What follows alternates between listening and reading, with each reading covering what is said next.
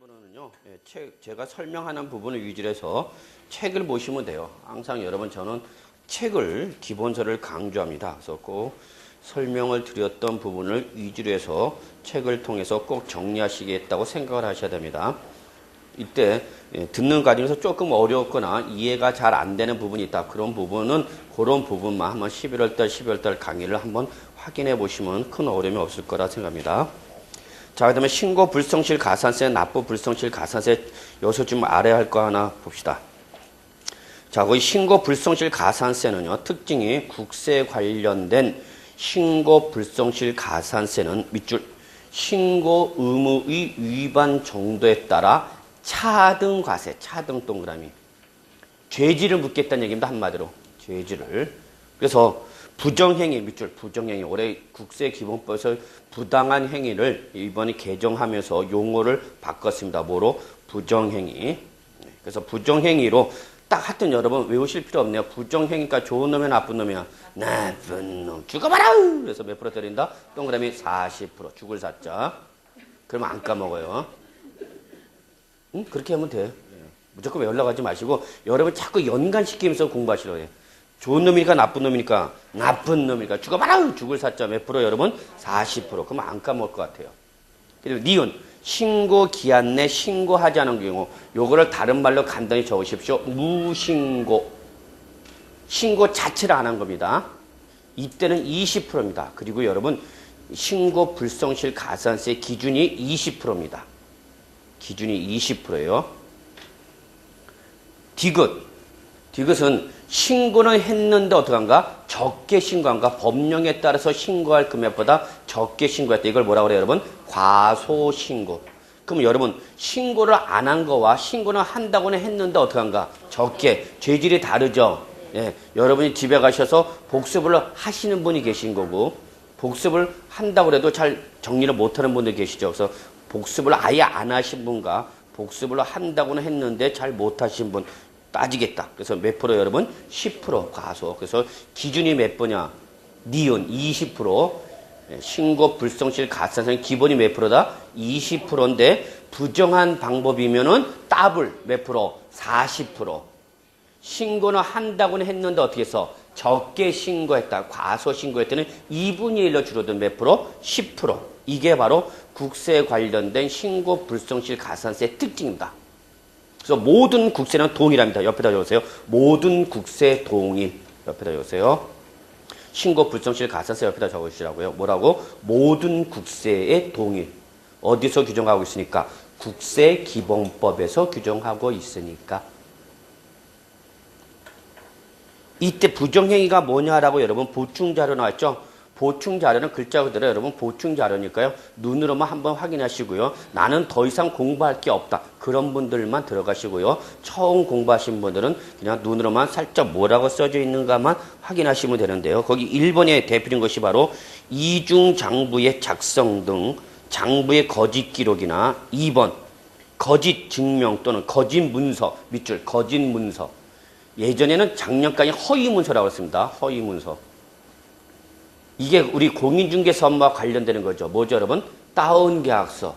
그 이중계약서 쓴 겁니다. 이중계약서를 우린 바로 거짓 문서의 작성으로 봐서 좋은 놈, 나쁜 놈, 나쁜 놈. 그래서 나중에 여러분이 공인중개사가 되셔서 고객이 뭐 다운계약서 써달라면 넌 나쁜 놈 그러면서 이 얘기해주면은 안 할지도 몰라. 나머지 내용은 한번 여러분 보시면 알겠지만 외우실 필요는 없어요. 딱 죄질이 무거운 놈들이다 라고만 생각하시면 됩니다. 다음 페이지. 예, 이것도 올해 시험에 나왔던 거죠. 가산세를 단순히 의미 정도만 물어본 것이 아니라 아주 세부적인 내용을 물어봤어요. 양도소득세에서 예정신고와 관련됐다. 그래서 양도소득세에서 예정신고 의무가 있는데 예정신고 의무와 납부 의무를 이행하지 않을 때 뭐가 되는 거죠, 여러분? 가산세.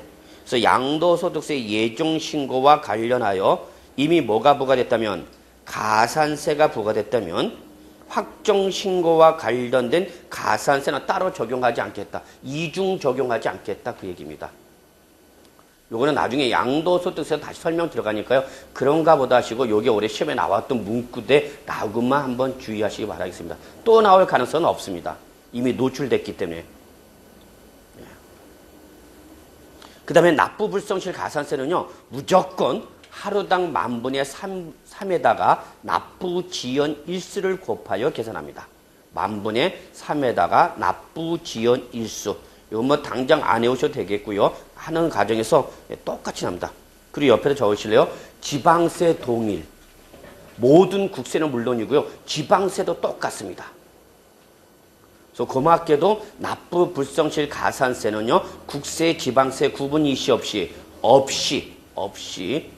무조건 하루당 얼마? 10,000분의 3 곱하기 납부지연일수가 됩니다. 그래서 꼭 적어놓으세요. 국세는 물론 모두 똑같다. 지방세하고도 똑같습니다.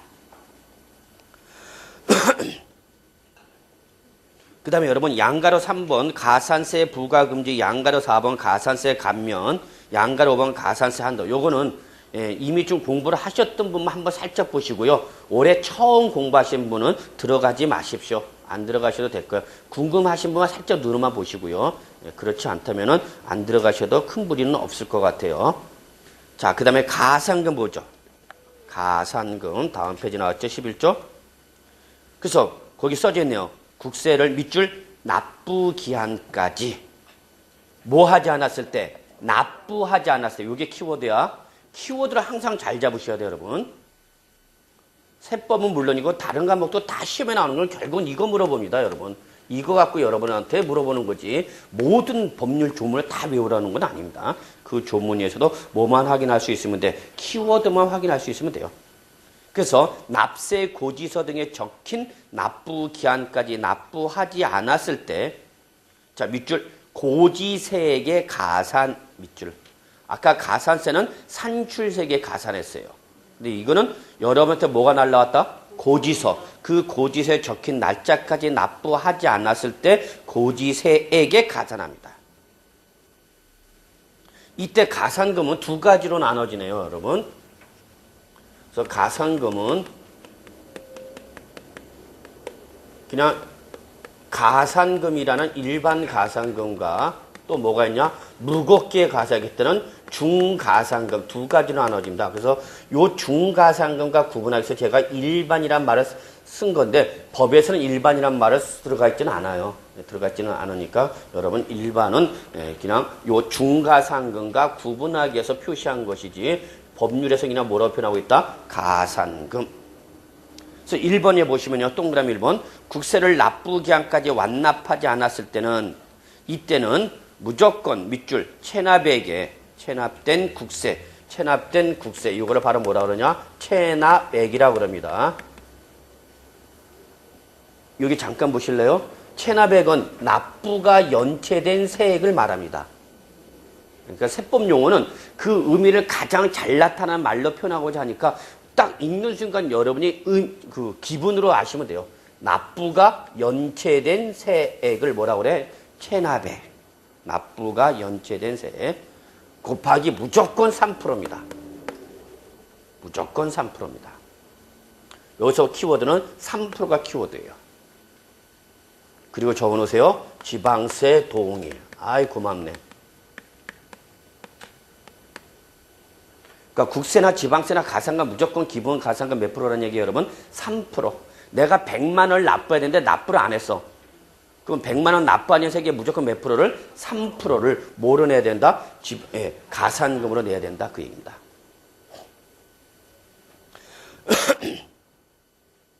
그 다음에 2번에 이런 말 써져 있죠? 이건 안 외우셔도 될 것 같아요. 국가나 지방자치단체 또는 지방자치단체 조합 밑줄. 자, 세법에서 국가, 지방자치단체 조합 나무 누구다 그랬죠, 여러분? 과세권자. 적으십시오. 우리 세법에서 국가, 지방자치단체, 지방자치단체 조합이란 말이 나오면 여러분 뇌리에 딱 누구다? 과세권자다. 그러니까 자기가 자기한테 가산금 때리겠다 안 때리겠다? 안 때리겠다. 당연한 거죠. 자, 그 다음에 중가산금은 적어놓으시기 바라겠습니다. 조건부 중첩적입니다. 조건부 중첩적 규정입니다. 중접촉.